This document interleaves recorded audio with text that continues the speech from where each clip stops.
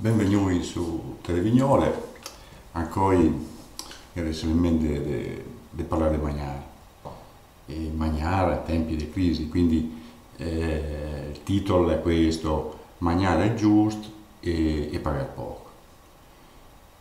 Come prima proposta, pensiamo ai strangolapretti che do modi per farli. Il primo è una suba dei mochidi e strangolare Don Daniele Laghi. Ciao Don Daniele, ciao, scusa, vada a scherzare. Mezzo chi a Vignone ogni tanto, quando fai una repubblica ti fai incardinare. Ciao, fate vedere. Scusami, amico. Vabbè, l'altro sistema di fare i strangolapreti è quello di fare i strangolapreti, qui veri. Io mi sono fatto zurdo appunti perché se no mi dimentico. Allora, che vuole 300 grammi di spinazi. Li trovi anche a surgelai dei supermercati. Se ne trovi miolet che si può fare anche con le ortighe, cioè dei buoni uguali. E ortighe, insomma, parlo in sera per tutti. Dopo che vuole 3-4 panini vecchi, cioè tipo questi qua. Avanza sempre, no? Invece che buttarli via, o dare gli userotti, vabbè, dica anche gli userotti, ma invece che buttarli via perché avanza sempre, i tegniti in banda che festa con la preti. Dopo che vuole un po' di latte, questo, cos'è, ma mezzo litro, vabbè. E 2-3 cucciari di farina. Franca, mi sa che è finita la farina.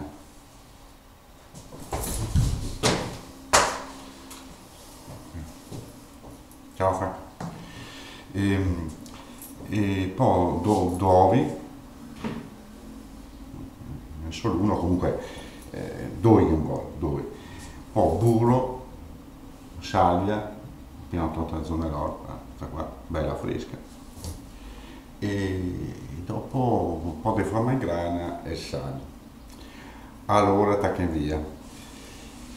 Intanto per i spinazi o le ortighe e mette alle sal dentro nell'acqua per del sal giusto. Dopo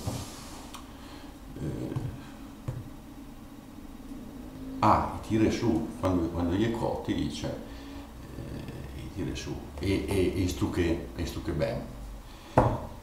Poi c'è per i panetti e tagli sottocchettini, insomma i sbrizzolelli, gli zoo, cioè, in modo che diventano una specie di farina grossa. Che butta un po' di una bazzanella così, anche più grande, che butta il latte. Quindi mi scelto che tieni del pan, questo latte è meglio se è un po' tipidino, perché immagina meglio, insomma. E dopo che butto gli uovi,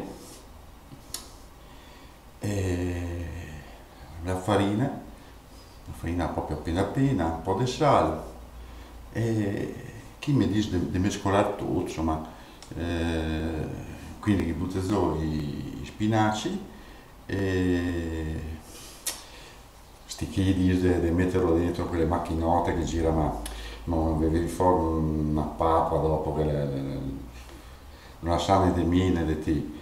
Allora, con le manotte, pian pianino con le manotte e fede dei gnocchetti, potete fare anche bislonghi, grossi, piccoli, come vi piace a voi.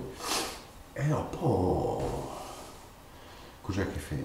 Gli metti ancora un po' di farina e quando gli è ben messi a uovo, gli butti nell'acqua, sempre con un po' di sale, fai cosa un attimino, mica massa, poi tracchete su un padellone così, tracchete sul formagrana